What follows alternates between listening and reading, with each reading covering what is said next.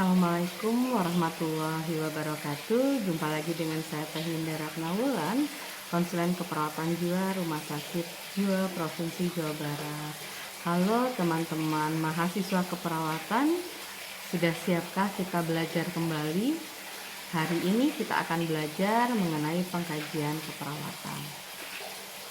Ada hal yang harus dilakukan oleh mahasiswa ketika berpraktek di rumah sakit jiwa. Salah satunya adalah untuk dapat melakukan asuhan keperawatan secara komprehensif. Tentu saja, asuhan keperawatan komprehensif itu akan dapat dilakukan dengan pengkajian keperawatan yang baik. Kemudian kita akan rumuskan diagnosa keperawatan. Kemudian sesudah itu kita lakukan intervensi keperawatan, lakukan implementasi, dan akhirnya adalah evaluasi asuhan keperawatan. Nah teman-teman, biasanya kalau teman-teman praktik di rumah sakit jiwa, di hari pertama itu adalah penerimaan, kemudian juga ada review untuk materi-materi. Kalau di tempat kami itu biasanya materi-materi terkait dengan asuhan keperawatan, pendokumentasian asuhan keperawatan, komunikasi terapeutik, dan terapi aktivitas kelompok. Nah ini bisa berbeda di tiap-tiap rumah sakit seperti itu. Kemudian di hari kedua baru mahasiswa itu masuk ke ruangan masing-masing dan melakukan pengkajian. Waktu yang tepat untuk melakukan pengkajian keperawatan itu baiknya adalah di hari kedua dan di hari ketiga. Kemudian di hari keempat itu mahasiswa seharusnya sudah mampu untuk menentukan diagnosa keperawatan, intervensi keperawatan apa yang akan dibuat, dan sudah membuat SPTK hari pertama, mulai melakukan implementasi serta evaluasi. Ya, teman-teman, seperti itu ya. Jadi kalau ditanya ke Teteh, sebenarnya kapan sih mahasiswa itu boleh melihat status, tergantung kebijakan dari institusi masing-masing. Tetapi sih kalau dari teori bahwa sebelum ketemu pasien itu ada yang namanya fase preinteraksi. Jadi sebelum berinteraksi dengan pasien, kita sebagai perawat selain mempersiapkan diri juga mempersiapkan kondisi pasien. Bagaimana kita mau mengenal kondisi pasien kita kalau kita tidak mengetahui dari riwayat pasien tersebut. Seperti itu ya. Karena belum tentu ketika kita masuk pasien itu juga baru masuk. Kita tidak langsung melakukan pengkajian seperti itu.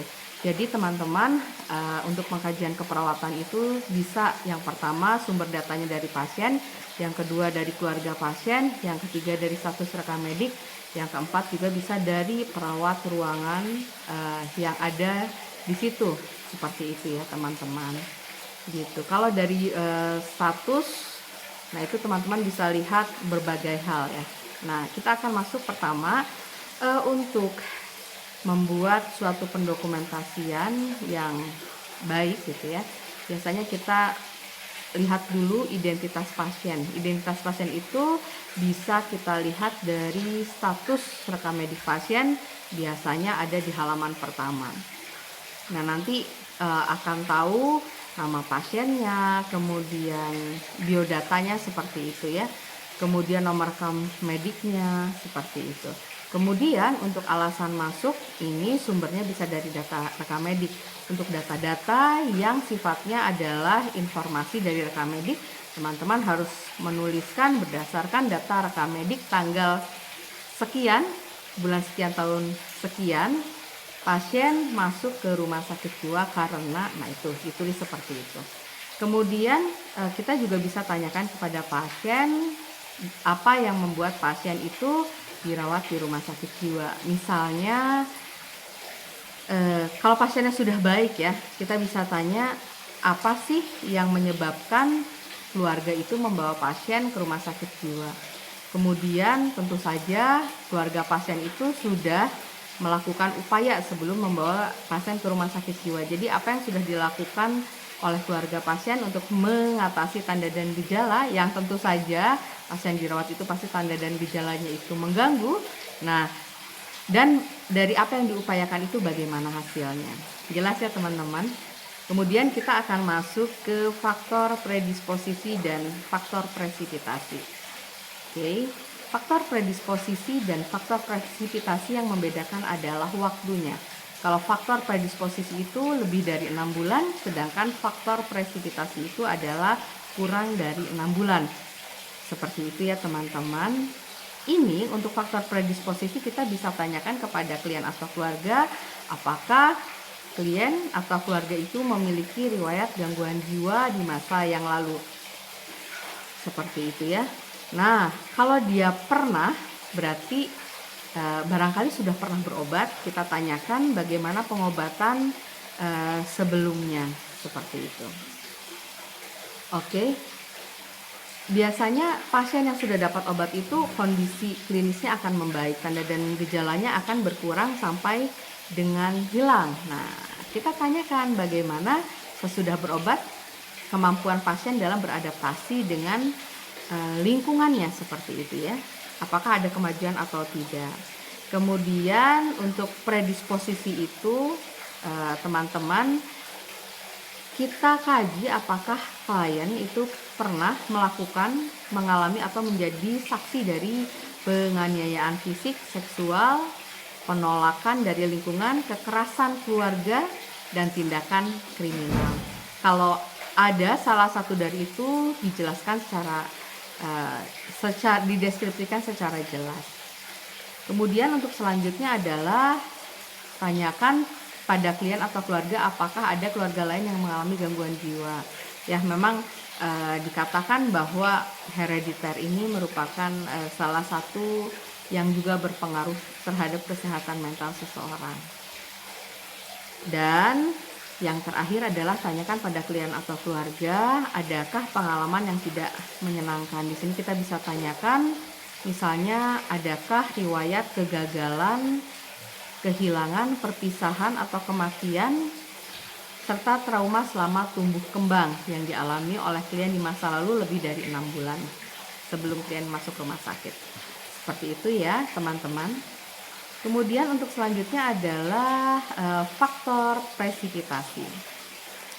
Kalau mengenai faktor presipitasi, waktunya kurang dari 6 bulan, kita kaji faktor pencetus atau kejadian terakhir yang dialami klien sebelum terjadinya gangguan kejiwaan atau sebelum kambuhnya penyakit klien. Seringkali yang terjadi adalah karena regimen terapeutik inefektif.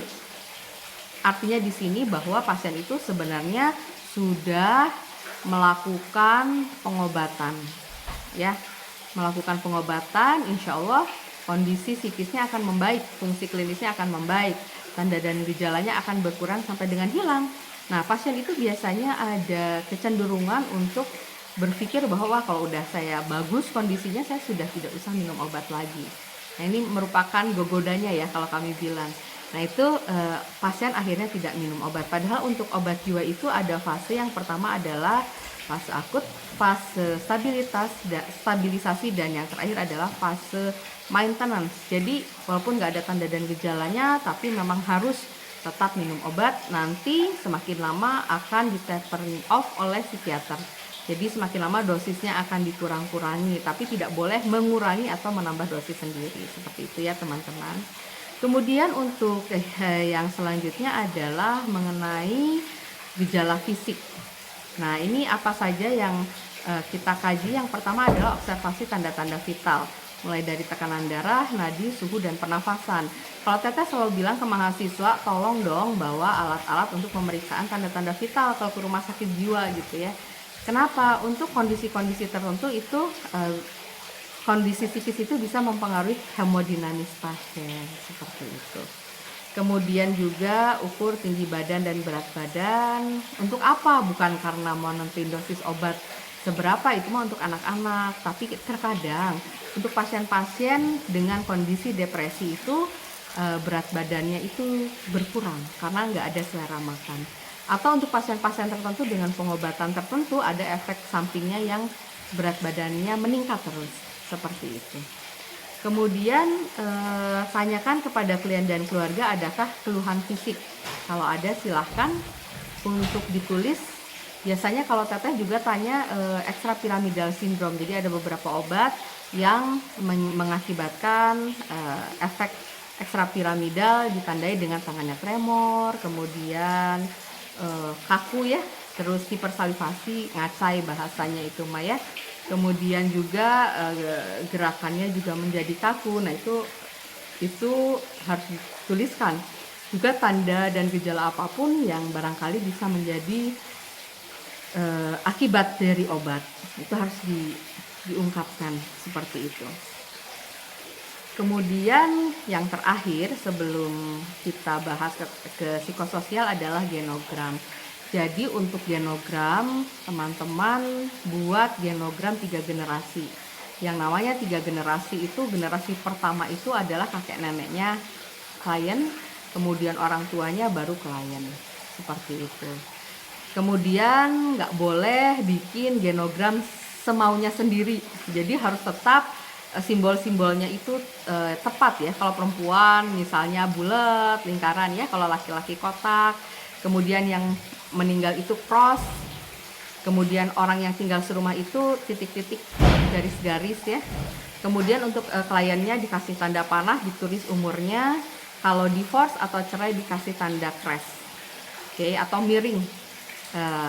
Miring seperti ini. Ya teman-teman udah tahu ya. Nanti tolong dijelaskan berdasarkan genogram. Apa yang tergambar di situ teman-teman silahkan narasikan. Jangan lupa ditambah dengan 3 pola. Yang pertama adalah pola asuh ya. Pola asuhnya seperti apa? Ada anak-anak yang diasuh dengan kekerasan seperti itu ya. Ada juga yang sangat permisif ya. Nah, itu bisa menjadi faktor resiko untuk gangguan jiwa. Kemudian pola komunikasinya seperti apa? Apakah terbuka, tertutup? Kemudian adalah pola pengambilan keputusan. Itu ditulis di genogram. Baik, itu saja mungkin nanti kita akan lanjut di sesi selanjutnya. Kita akan bahas pengkajian psikososial. Ikuti terus di Winda Ratna Wulan, jangan lupa like dan subscribe, semoga bermanfaat. Terima kasih. Wassalamualaikum warahmatullahi wabarakatuh.